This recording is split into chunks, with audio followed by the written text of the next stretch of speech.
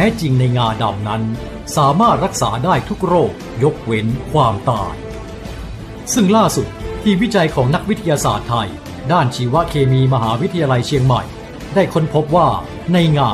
มีสารเซซามีนเป็นครั้งแรกของโลกและได้ทำการจดสิทธิบัตรไปในหลายประเทศและมีการตีพิมพ์เผยแพร่ผ่านวารสารทางวิชาการในสหรัฐอเมริกาอีกด้วย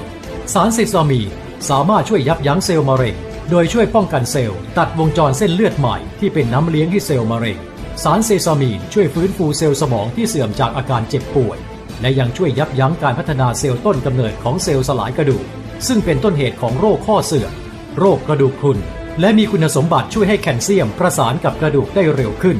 รวมถึงอาการเส้นเลือดอุดตันในสมองเส้นเลือดแตกที่เป็นสาเหตุของอัมพฤกษ์อัมพาต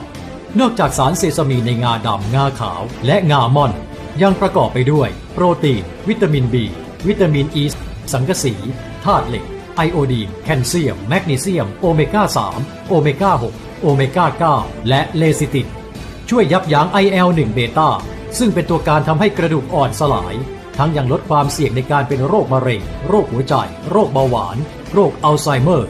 ช่วยในการขจัดสารพิษของตับช่วยต้านอนุมูลอิสระสาเหตุของโรคต่างๆลดความเครียดเสริมการทำงานของวิตามิน E ที่จะช่วยชะลอความชราช่วยการดูดซึมและสังเคราะห์คอเลสเตอรอลช่วยลดความดันโลหิตป้องกันเส้นเลือดแข็งตัวกระตุ้นประสาทเรื่องการหดตัวของกล้ามเนื้อการทำงานของกล้ามเนื้อหัวใจสารเซซามีนในรูปแบบน้ำมันงาเซซามีนสกัดเย็นจึงสามารถดูดซึมเข้าสู่ร่างกายได้ดีเสริมสร้างซ่อมแซมยับยั้งสาเหตุของปัญหาสุขภาพ